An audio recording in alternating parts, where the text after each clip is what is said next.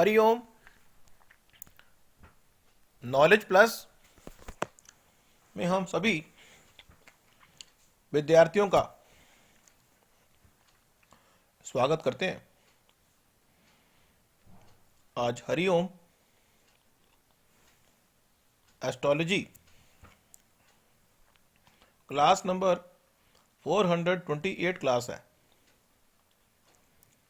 इस क्लास के अंदर हम केतु ग्रह के बारे में आपकी जानकारी को शिफ्ट अप कर रहे हैं।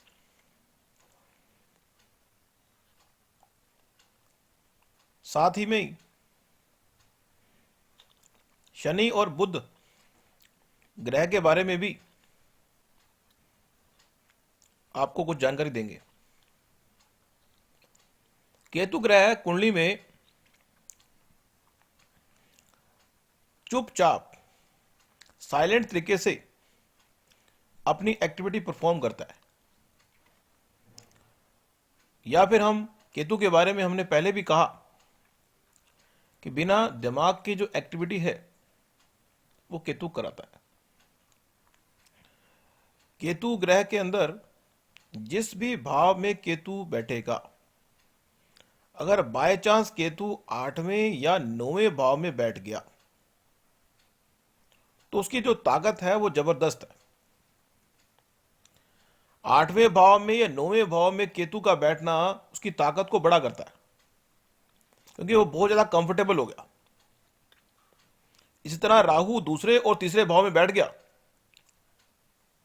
तो वो कंफर्टेबल हो गया और उसकी जो ताकत है वो देखते ही बनेगी।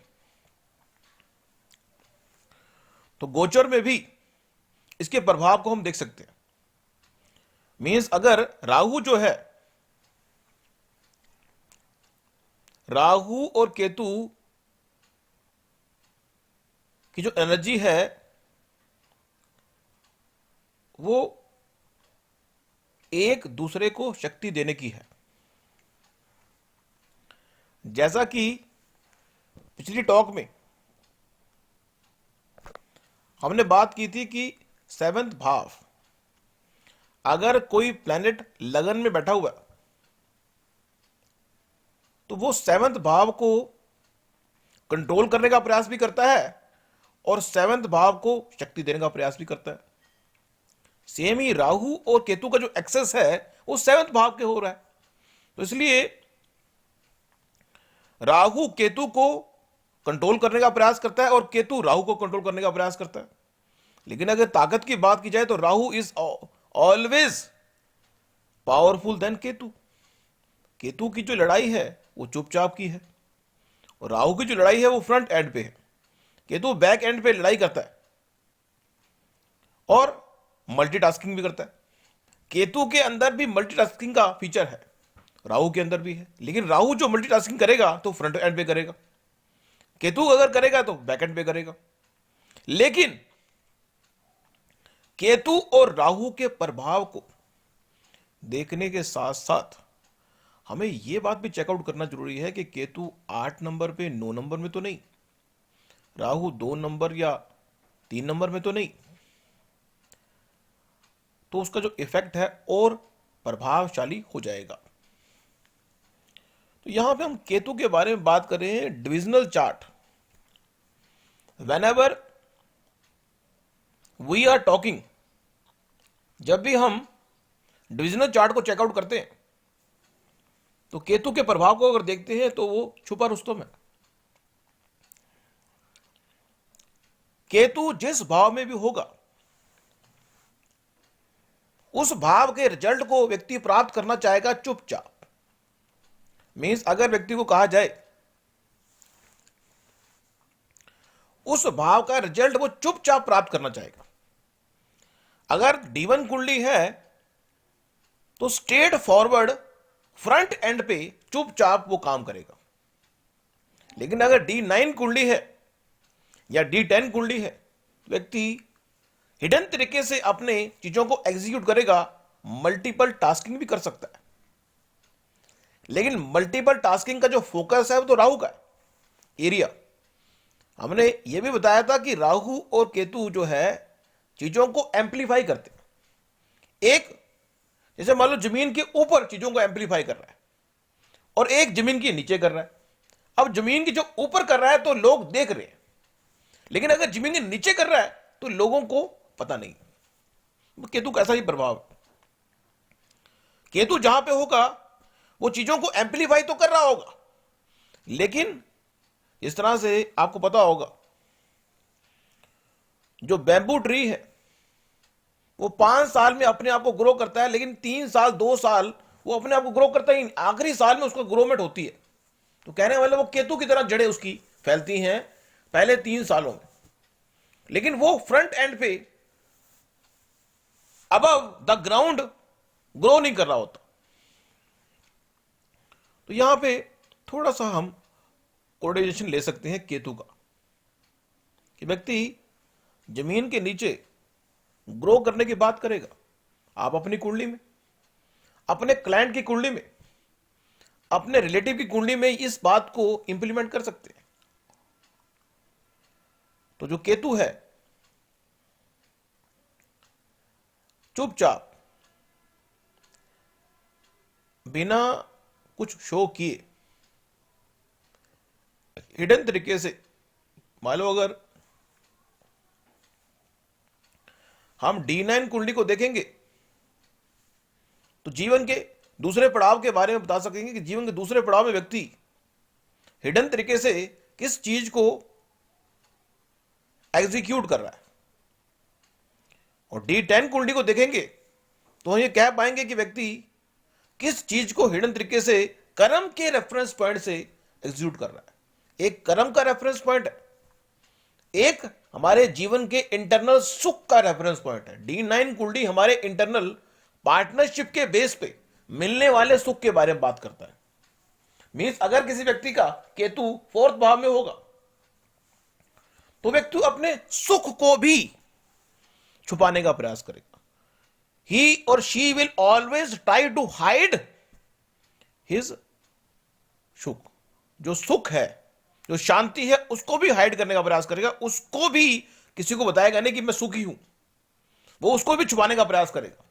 मीन्स एक व्यक्ति के पास कार हो, बंगला हो, स्कूटर हो, फिर भी वो उसको छुपाने का प्रयास करे।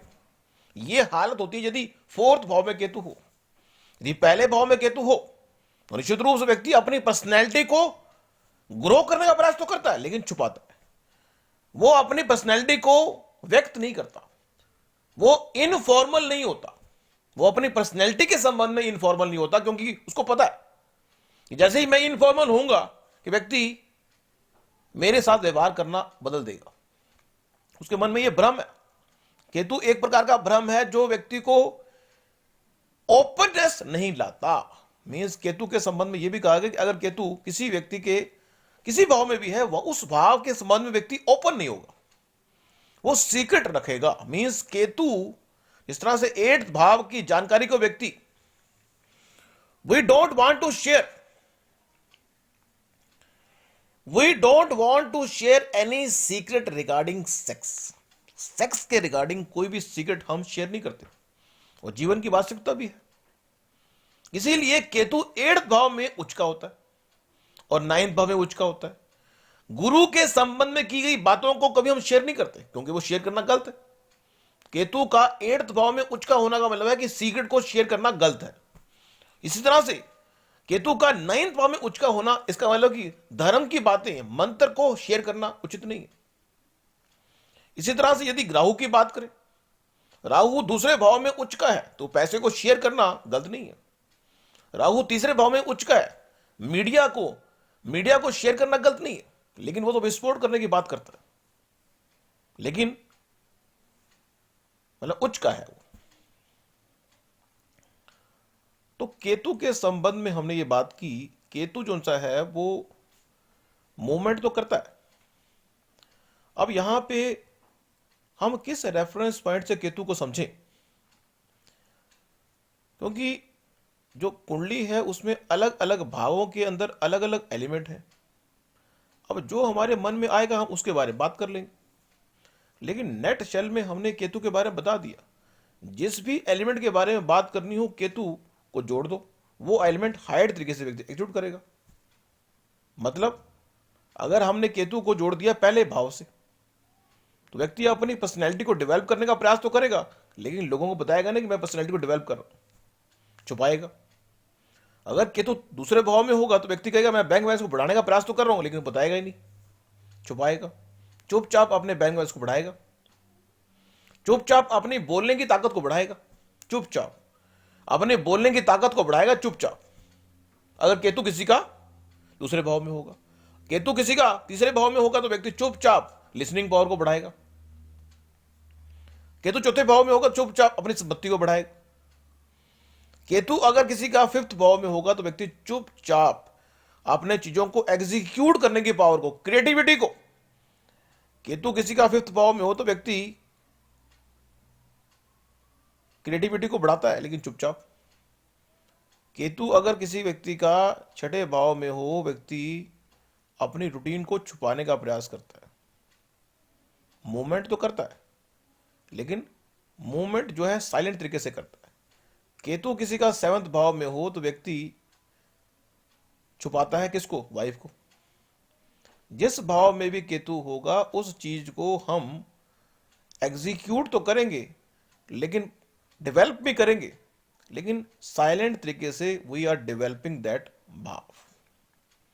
व्यक्ति ने कहा कि मुझे चीजों को सुनना पसंद है, मुझे देखना पसंद नहीं है, सुनना।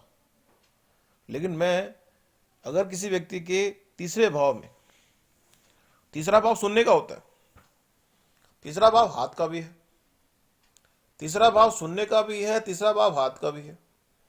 तो अगर किसी व्यक्ति की कुंडली में केतु अगर तीसरे भाव में होगा तो व्यक्ति सुनने की एक्टिविटी। एक बात और भी है,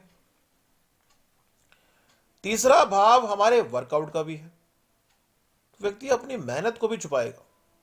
तीसरा भाव लिसनिंग का भी है, तो व्यक्ति अपनी लिसनिंग को भी छुपाएगा कि वो क्या सुन रहा है। He always try to listen but in a hiding mode, कि वो क्या सुन रहा है ये बात भी वो छुपाना चाहता है। यही प्रभाव अगर 2 नंबर में आ जाए तो क्या होगा? व्यक्ति 2 नंबर खाने पीने को छुपाएगा, जब भी कुछ खाएगा तो छुपा लेगा। केतु का 2 नंबर में होना खाने पीने की चीजों को व्यक्ति छुपाएगा कि वो क्या खा रहा है। हेल्दी फूड खा रहा है तो भी छुपाएगा। वो अपने ही लोगों से क्या खा रहा है छुपाने का प्रयास करेगा, क्योंकि केतु जो है व्यक्ति को इनफॉर्मल होने नहीं देता। केतु व्यक्ति को इनफॉर्मल होने नहीं देता। अब यहां पे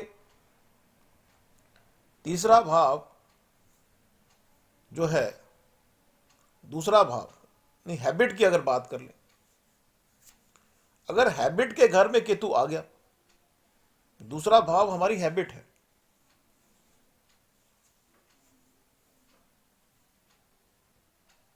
हैबिट मीन्स किसी चीज की हमें डल गई आदत। शनि जो है, अब शनि के बारे में अगर बात की जाए तो शनि हैबिट है। जिस भाव में शनि होगा, जिस भाव में शनि होगा वहां पे उस भाव में आप एक हैबिट के द्वारा उस भाव के रिजल्ट को प्राप्त करने का प्रयास करें। अगर दूसरे भाव में अगर शनि होगा तो व्यक्ति खाने पीने की एक हैबिट होगी। चौथे भाव में शनि होगा तो व्यक्ति की हैबिट। तो शनि हैबिट के बारे में बात करता है। अब यहां पे एक पॉइंट से हट के बात बताने का प्रयास करें।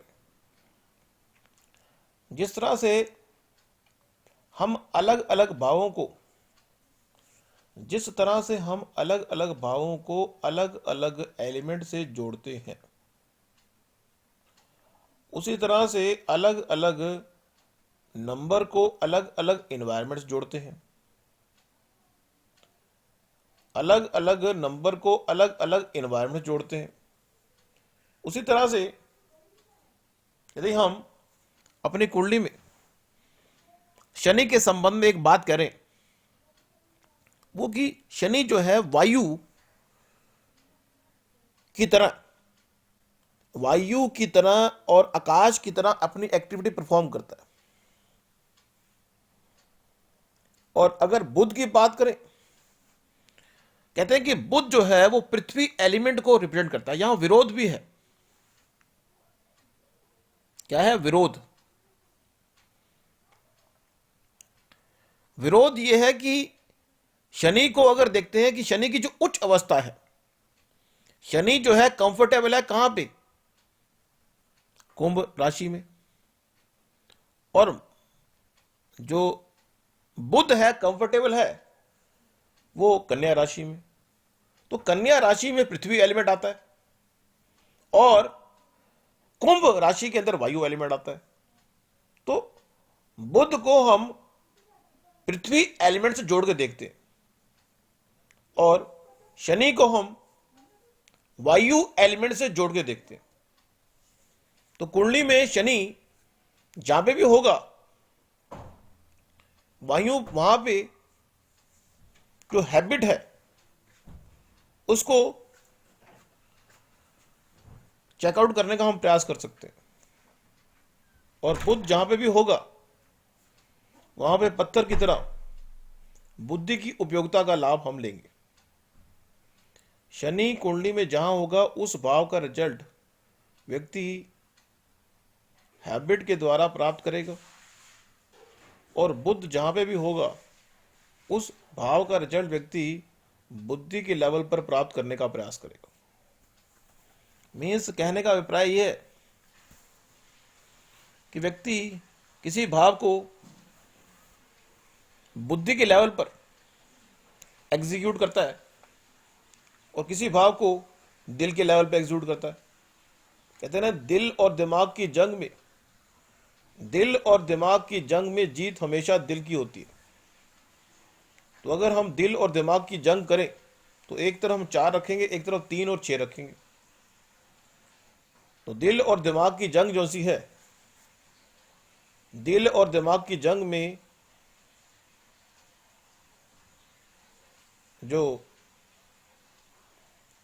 भाव है, चौथा भाव दिल का है, तीसरा और छठा भाव दिमाग का है। तो अगर बुध कुंडली में जहां पे भी होगा वहां पे आप दिमाग के द्वारा चीजों को एग्जीक्यूट करने का प्रयास करें